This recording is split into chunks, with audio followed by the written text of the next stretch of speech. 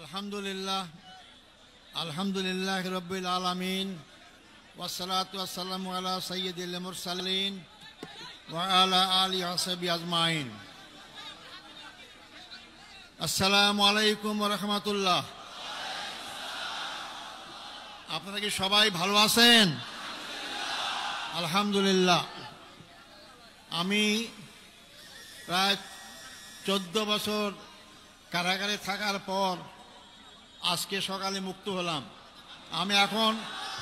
আমি এখন মুক্ত, আমি এখন স্বাধীন। এটা স্বাধীন দেশে আমি স্বাধীন নাগরিক একজন। সম্মানিত ভাই ও বন্ধুগণ, যেহেতু আমরা রাস্তা বন্ধ করে এখানে সমাবেশ আয়োজন করেছি যাতে জনগণের কষ্ট না হয়, এবং আমি যেহেতু তোমাকে নির্দেশ দিয়েছেন খুবই সংক্ষিপ্ত কথা বলার জন্য, আমি শুধু কয়েকটি বিষয় আপনাদের সামনে কথা বলবো। আল্লাহ যদি তৌফিক দান করেন, যদি বেঁচে থাকি অবশ্যই আপনাদের সাথে বারবার দেখা হবে ইনশাআল্লাহ। আমি সর্বপ্রথম আমাদের মহামান্য আদালতকে ধন্যবাদ জানাইতে চাই। তারা ন্যায় বিচার প্রতিষ্ঠার একটা অগ্রণী ভূমিকা পালন করছেন। এতদিন ন্যায় বিচার ছিল না, আদালতকে ব্যবহার করা হয়েছে। এই জন্য আশা করি আমরা সামনের দিনগুলোতে আমাদের আদালত জনগণের আশা আকাঙ্ক্ষা অনুযায়ী তারা জনগণের ন্যায় বিচার যাতে পায় সেই ব্যবস্থাই তারা করবেন। আমি ধন্যবাদ জানাতে চাই আমার মামলায় যে সমস্ত আইনজীবী নিয়োগ করা হয়েছিল, আমি যতদূর পত্র পত্রিকার মাধ্যমে জানতে পেরেছি, পড়তে পেরেছি, তো অত্যন্ত সাবলীল সুন্দর যুক্তি উপস্থাপন করার মাধ্যমে আমার মামলার অসারতা দুর্বলতা সমস্ত কিছু প্রকাশ করতে পেরেছেন।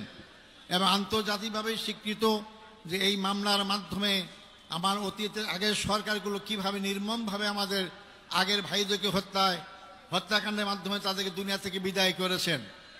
সম্মানিত ভাই বন্ধুগণ, আমি এরপর ধন্যবাদ জানাতে চাই যাদের কারণে আজকে মুক্ত হওয়ার সুযোগ পেয়েছি। সেই 36শে জুলাই অর্থাৎ 5ই আগস্টের মহাবিপ্লবী নায়কদের জন্য আমি ধন্যবাদ জানাতে চাই।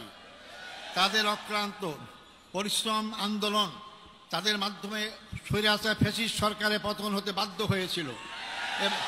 এবং সবচেয়ে আমি ধন্যবাদ জানাবো এই ক্ষেত্রে ছাত্র সমাজকে, যারা অতীতের অহংকার গর্বকে আবার প্রতিষ্ঠা করতে পেরেছেন।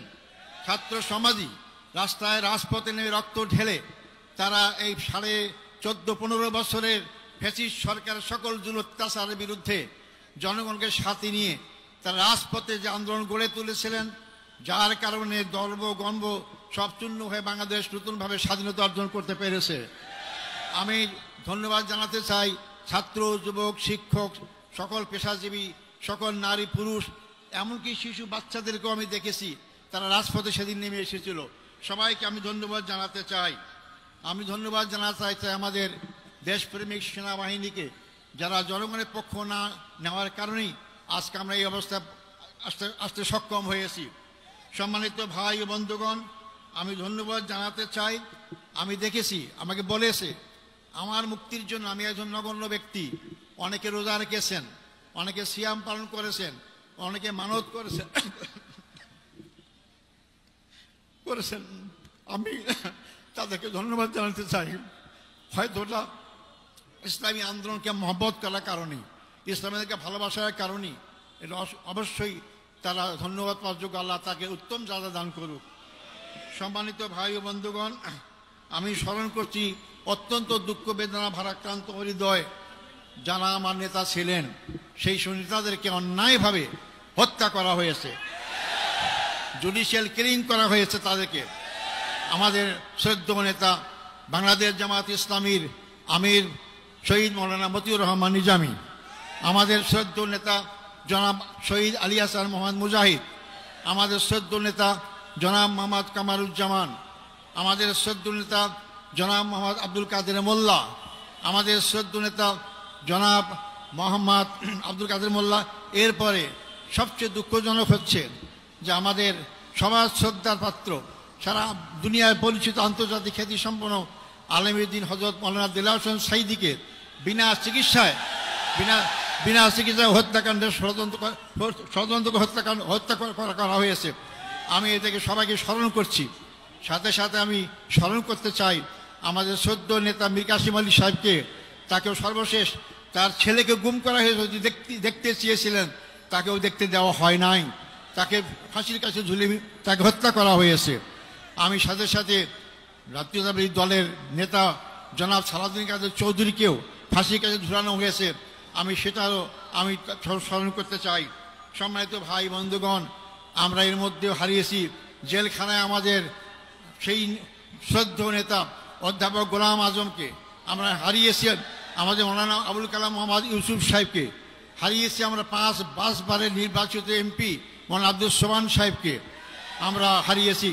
এরপরও আমি বের হয়ে দেখতে পেলাম আমাদের সামনে এখন তারা নেই।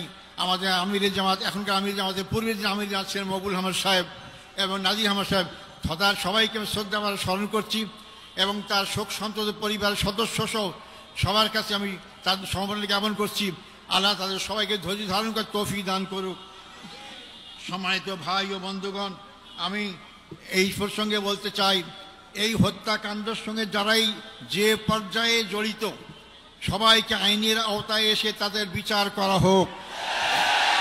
এটা আমি জোর গলা আবার বলতে চাই, যারাই হত্যাকাণ্ডের সঙ্গে যেখানে যে পর্যায়ে জড়িত সবাইকে আইনের আওতায় নিয়ে এসে তাদেরকে বিচার করা হোক।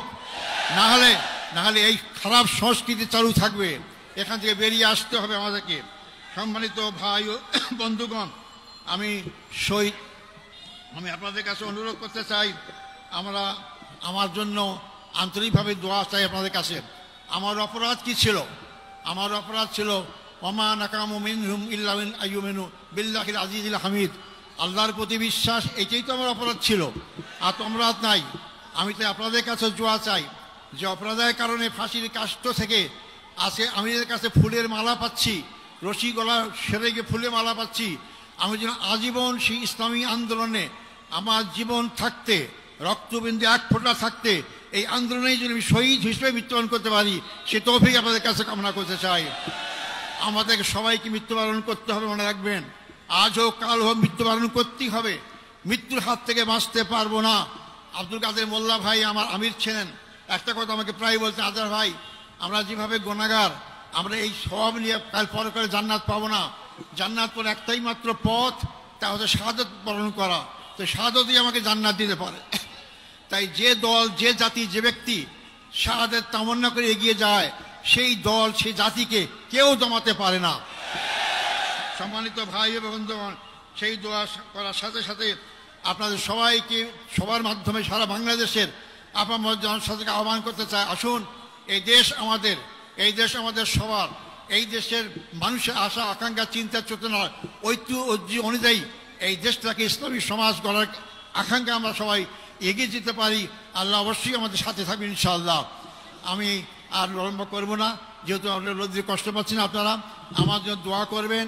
আমার আর পাওয়ার কিচ্ছু নাই, আমার জীবনে যদি আমরা এখানে আল্লাহর দিন প্রতিষ্ঠা দেখে যেতে পারি, এর চেয়ে সর্ব বড় পাওয়ার কিছু নাই।